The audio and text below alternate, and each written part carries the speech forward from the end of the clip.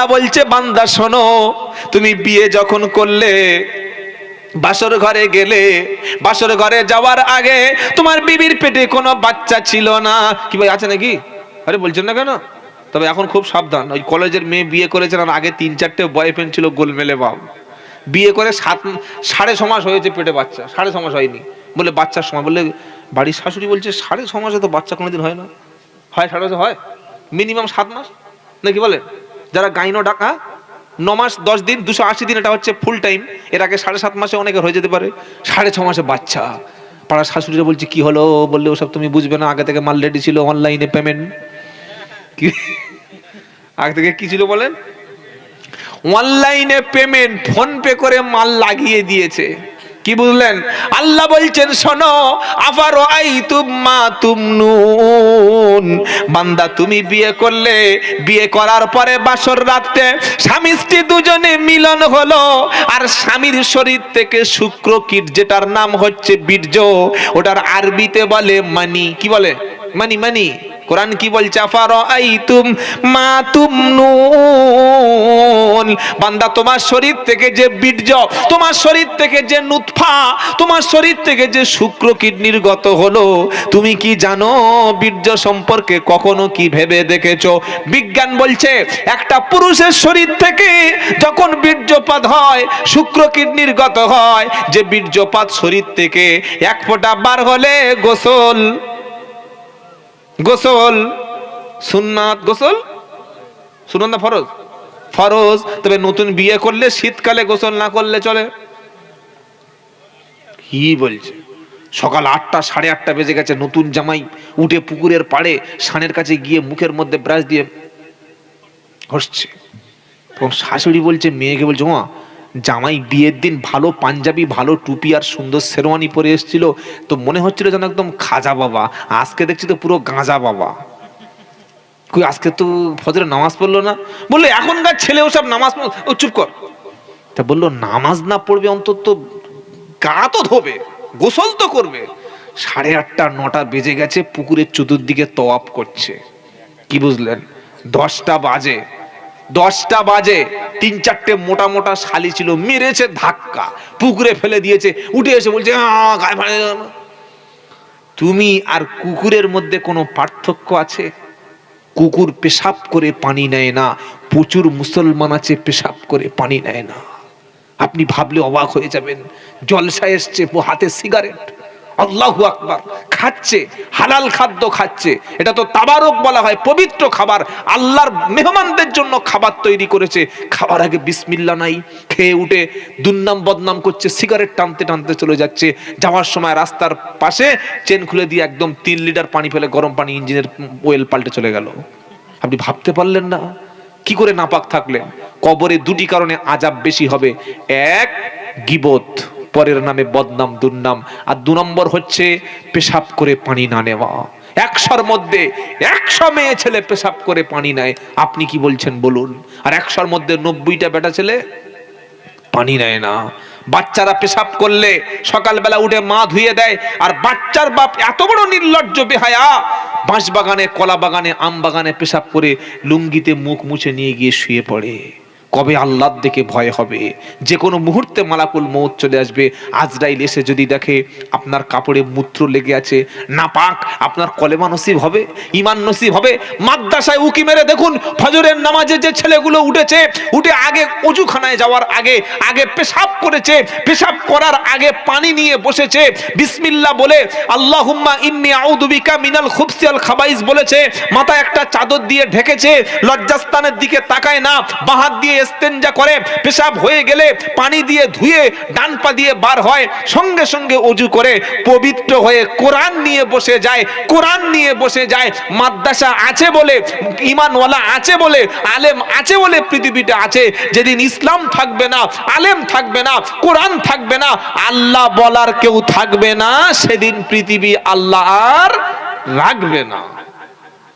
আচ্ছা বলুন, একটা এলাকায় পঞ্চায়েতে যদি ধরুন তৃণমূলের পঞ্চায়েত, এখানে যদি কোনো রকমের কোনো ভোটার না কেউ ভোট দেয়, এই পঞ্চায়েতে তার পরের বারের কেউ কাজ হবে?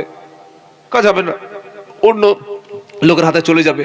আল্লাহর পৃথিবীতে ততদিন আল্লাহ পৃথিবী রাখবে যতদিন আল্লাহ বলা লোক থাকবে। পৃথিবীর জমিনে মুসলমান বাঁচতে হলে মাদ্রাসা বাঁচাতে হবে, মসজিদ বাঁচাতে হবে, কোরআন বাঁচাতে হবে, ইসলাম বাঁচাতে হবে, দিন বাঁচাতে হবে, আলেমদের বাঁচাতে হবে। আলেমদের না বাঁচালে, ইসলাম না বাঁচালে, মাদ্রাসা না রক্ষা করলে আপনি বাঁচতে পারবেন না, আপনার জাত থাকবে না। মাদ্রাসায় কাদের দি? গরিব ঘরের বাচ্চা, এতিম ঘরের বাচ্চা। পয়সাওয়ালা মিশনে গিয়ে ইংলিশ পড়ে ডাক্তার হবে, মাস্টার হবে, ইঞ্জিনিয়ার হবে। বাপ নিয়ত করছে ফকিরের বাচ্চা, তুই এতিম, তুই গরিব, তুই অসহায়, ভিক্ষা করে মাদ্রাসায় পড়িস, বা তা খালি এই করিস, আবাদা কাসাবা দাকালা বালাগা আউযুবিল্লাহ বিসমিল্লাহ, তুই আর কি করবি রে? আমার ছেলে 15 বছর পড়ে, আমার ছেলে মাধ্যমিক দেওয়ার পরে ও নিট পরীক্ষায় চান্স পেয়ে বড় MBBS ডাক্তার হবে। খালি একটা রোগী দেখবে 500 ঝাড়বে, দেখবে 500 ঝাড়বে। সরকারি হসপিটালে চাকরি করবে, ওখান থেকে মাল কামাবে। 4টে নার্সিং হোমে যোগাযোগ থাকবে, ওখান থেকে মাল কামাবে। ওষুধের প্রেসক্রিপশন যারা করে ওদের কাছে কমিশন খাবে। ব্লাড টেস্ট করবে, সেখানে কমিশন খাবে। ওই পায়খানা টেস্ট করবে, সেখানে কমিশন খাবে। মানে পায়খানা পর্যন্ত খেয়ে নিচ্ছে। কি বলছি কথা বুঝতে পারছেন না? এখানে ডাক্তার থাকলে রাগ করবে না, নিশ্চয়ই ভালো ডাক্তার অনেক আছে। ডাক্তার বলছে পায়খানা টেস্ট করা লাগবে, পেশাব টেস্ট করা লাগবে, ব্লাড টেস্ট করা লাগবে, তবে ওই জায়গায় গিয়ে পায়খানা টেস্ট করতে হবে। বলছো কি বলে না? অমুক জায়গায় গিয়ে তোমার ব্লাড টেস্ট করতে হবে।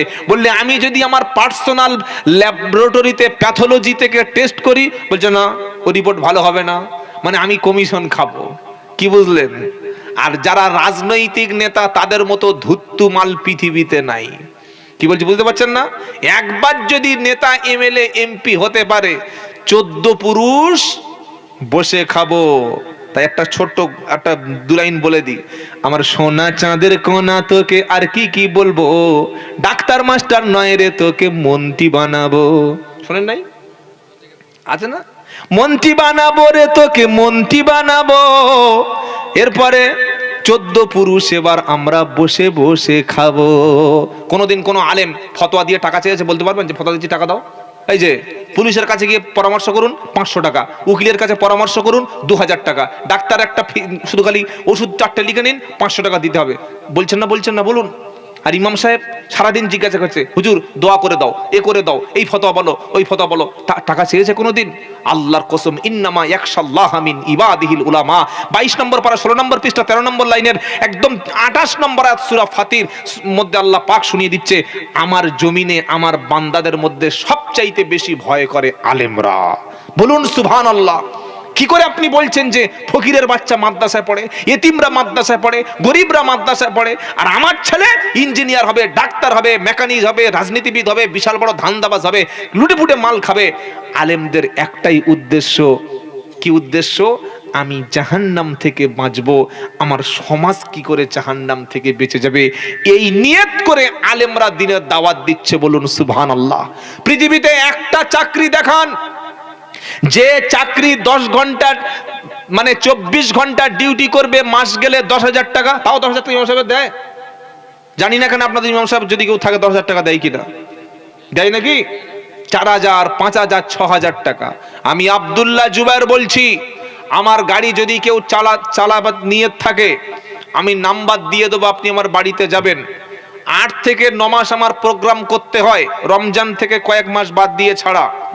আপনি আমার বাড়ি থাকবেন, আমার বাড়িতে খাবেন, পুরো খরচ আমার। মাসে 10,000 টাকা দেবো আপনাকে আমার গাড়িটা চালানোর জন্য। যদি থাকেন যোগাযোগ করবেন। 15,000 টাকা দিলেও একটা গাড়ির ড্রাইভার পাওয়া যায় না। 30,000 টাকা দিলে ভালো ড্রাইভার, 20,000 টাকা দিলে ড্রাইভার পাওয়া যায়। আর 6,000 টাকা মসজিদের ইমাম সাহেবের দিচ্ছে, এর চাইতে লজ্জা পৃথিবীতে আছে? আবার বলছে ইমাম সাহেব এত টাকা দিয়ে কি করবে? এই যে মাদ্রাসা, এই যে প্রতিষ্ঠান, এটা বেঁচে থাকলে তবে আলেম তৈরি হবে। আলেম থাকলেই তবে আপনাকে হালাল হারাম কোনটা, জায়েজ নাজায়েজ কোনটা, শিরিক বিদআত কোনটা, সুন্নাত কোনটা, এগুলি কে বলবে? ডাক্তার বলবে না, মাস্টার বলবে না, আলেম বলবে, ইমাম বলবে, ওলামারা বলবে। তাই যদি বাঁচতে হয়, নবীর একটা হাদিস শুনুন, কুন আলিমান আও মুতাআল্লিমান আও মুস্তামিআ আও মুহিব্বা ওয়ালা তাকুনিল খামিসা ফাতাহলিক। নবী বললে, হয় তুমি আলেম হও, কি হও? আলেম হও, আলেম যদি না হতে পারো আও মুতাআল্লিমা, আলেমের ছাত্র কমপক্ষে হও। আলেমের ছাত্র যদি না হতে পারো আও মুস্তামিআ, কমপক্ষে আলেমের কথা শোনো। আলেমের কথা শোনার মতো সুযোগ যদি না থাকে আও মুহিব্বা, কমপক্ষে আলেমের ভালোবাসা অন্তরে রেখে দাও। ফাতুহুলিক ওয়ালা তাকুনিল খামিসা ফাতুহুলিক, তুমি জানো 5 নম্বরের দিকে যেও না। এই 4-এর বাইরে গেলে কিয়ামতে কোনো বাবা বাঁচাতে পারবে না। হয় আলেম হও, আলেম না হতে পারলে আলেমের ছাত্র হও। আলেমের ছাত্র যদি না হতে পারো কমপক্ষে আলেমের কথা শোনো। আলেমের কথা শোনার মতো সুযোগ যদি না থাকে কমপক্ষে আলেমের মোহাব্বতটা দিলের মধ্যে রেখে দাও। নারায়ে তাকবীর। আলেম প্রেমিক হব বলুন ইনশাআল্লাহ, বলুন ইনশাআল্লাহ। বাবাজিরা, আল্লাহ ভাইরা, এই মাদ্রাসাকে ভালোবাসবেন, নিজের সন্তানকে আলেম বানাবেন। মন কি কখনো চায় না আমি মরণের পরে আমার ছেলে আমার জানাজার নামাজটা পড়ুক? আমি যেদিন বৃদ্ধা হব, আজ পর্যন্ত কোনোদিন শুনেছেন কোনো ভালো আলেম যদি প্রকৃত তিনি ইলিম অর্জন করে থাকেন, তার বাপকে কখনো ভাত দেয়নি, বাড়ি থেকে বার করে দিয়েছে? কোনো আলেমের স্ত্রী হিজাব না পরে নোংরা পোশাক পরে রাস্তায় ঘুরছে? কোনো আলেমের স্ত্রী, সারা পাড়ার লোক তার স্ত্রী সবাই চেনে, সবাই দেখেছে? কোনো আলেম তার মাকে জীবনে ডাক্তার দেখায় নাই, বিনা চিকিৎসায় ফেলে রেখেছে? কোনোদিন পাবেন না। কোনো আলেম লটারির টিকিট বিক্রি করছে? প্রকৃত যদি সত্যিকার অর্থে তিনি মাদ্রাসায় পড়ে থাকেন, সুদের কারবার করছে, তিনি মদ খাচ্ছে, দেখেছেন কোনোদিন? জোরে বলেন। কেন? ইন্নামা ইয়াখশাল্লাহা মিন ইবাদিহিল উলামা, আল্লাহর বান্দাদের মধ্যে সবচাইতে বেশি ভয় পায় কারা? আলেম যারা। বলুন সুবহানাল্লাহ। সারা পৃথিবীর সমস্ত মানুষ, বাপ মারা গেছে, মা মারা গেছে, মায়ের জানাজার নামাজে কি দোয়া পড়ে এই দোয়াটুকু অনেক সন্তান জানে না। আর যার বাড়িতে আলেম আছে, হাফেজ আছে, মা মারা গেছে, মায়ের গোসল কিভাবে দিতে হয় মায়েদেরকে, মহিলাদেরকে বুঝিয়ে দিয়ে আলেম সন্তান জানাজার নামাজ পড়ানোর জন্য মায়ের কাফনটা পরিয়ে দেওয়ার পর খাটিয়া করে লাশ যখন বহন করে নিয়ে চলে যাচ্ছে, কবরস্থানে যাওয়ার আগে জানাজার নামাজ হবে। জানাজার নামাজের আগে আল্লাহু আকবার বলে নিয়ত করে 3টে দোয়া, 4টি তাকবীর, জানাজার নামাজ। আলেম সন্তান নিজের মায়ের জানাজার নামাজ পড়েছে। নামাজ পড়ার পরে মাকে কাঁধে করে নিয়ে কবরস্থানে নিয়ে কবরে শুইয়ে দেওয়ার পরে মায়ের মুখটা শেষবারের মতো একবার দেখে কবরের মাটিটা মাদফুন করে দিয়ে সবাই যখন চলে গেল, আলেম সন্তান, হাফেজ সন্তান কবরের পাশে দাঁড়িয়ে মায়ের সেই স্মৃতিগুলি, মায়ের সেই পুরাতন কথাগুলি, মায়ের কথাগুলি মনে পড়ছে, আর আলেমের চোখ দিয়ে পানি পড়ছে। হঠাৎ করে মায়ের কথা মনে পড়ে গেল যে আমি যখন মাদ্রাসায় পড়তাম, বাড়ি ফিরে গেলে মা শুনেছে আমার ছেলে বাড়ি আসবে, ভালো খাবারটা, ভালো মিষ্টিটা, ভালো মাংসটা, ভালো তরকারিটা আমার জন্য রেখে দিত, বিছানাটা সুন্দর করে রাখতো। কিন্তু এবার থেকে ফিরে গেলে মায়ের ঘর দেখা পাবো, মায়ের খাট দেখা পাবো, মায়ের চশমা দেখা পাবো, মায়ের ফটো দেখা পাবো, কিন্তু মা দেখা। জোরে বলেন। আলেমের চোখ থেকে পানি আসবে, আলেম কান্নাকাটি করবে, আর মনে মনে বলবে, কি বলবে জানেন? এই সেই ঘর, এই সেই খাট, বিছানার পাশে আছে পানের বাটা,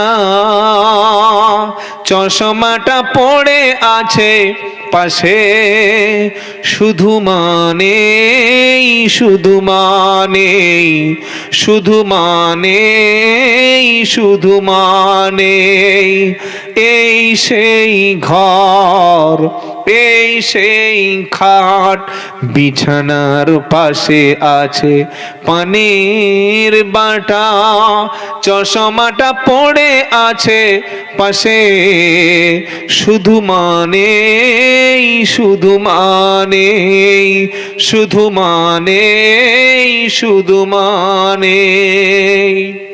নামাজ পড়ে এসে, দাফন করে এসে মায়ের ছবি একটা ছিল ঘরে, বাক্সের ভিতরে বার করে দেখে আর মনে মনে করছে, জানি ফিরে পাবো না হারানো অতিথি, জানি ফিরে পাবো না হারানো অতিথি, মা যেন আজকের প্রেমে বাঁধা স্মৃতি, জানি ফিরে পাবো না হারানো অতিথি, মা যেন আজকের প্রেমে বাঁধা স্মৃতি, মায়ের দিকে তাকালে চোখে জল পড়ে, শুধু মানে, শুধু মানে, শুধু মানে, শুধু মানে, শুধু মানে, এই সেই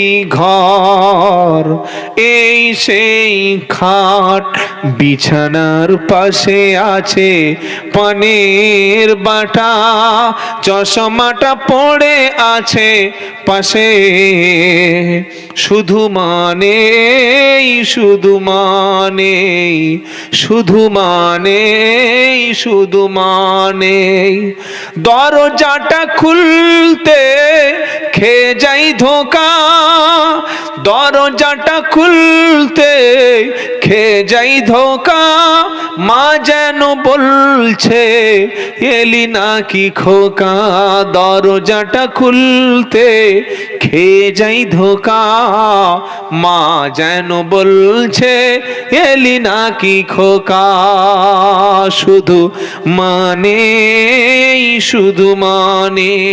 এগুলি বলছে আলেম সন্তান, নামাজি সন্তান, নামাজের পাটিতে বসে ঝরঝর করে কাঁদছে, আর একটাই দোয়া পড়ছে, কি?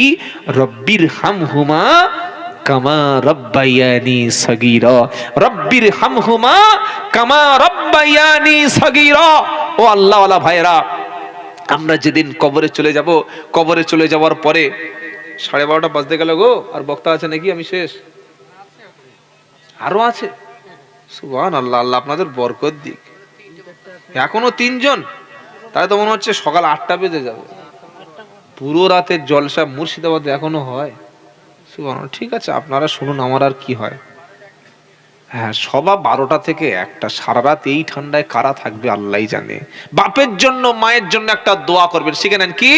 রব্বির হামহুমা কামা রব্বায়ানি সগীরা। সকলে বলেন, রব্বির হামহুমা কামা রব্বায়ানি সগীরা।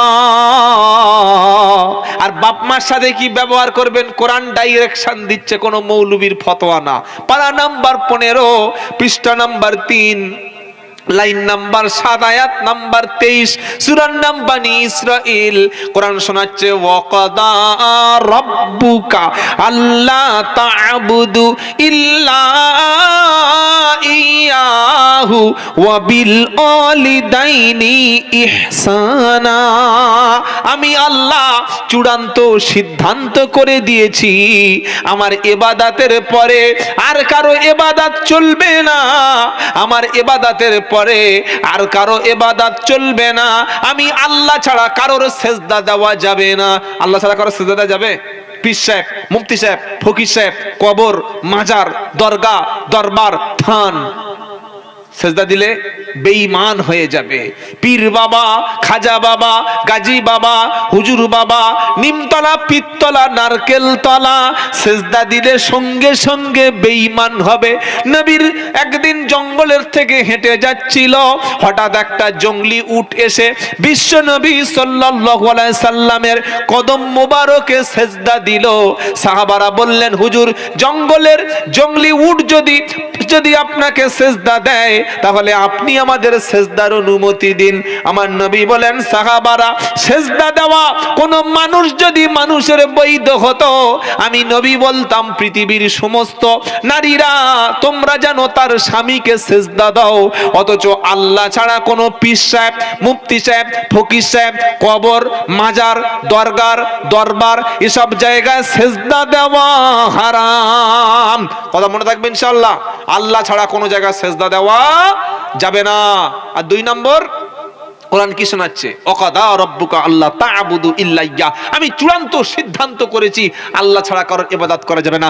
আল্লাহ ছাড়া কোনো পীরের কাছে, কোনো ফকিরের কাছে, কোনো কবরের কাছে, কোনো মাজারের কাছে হাত তুলে দোয়া করা।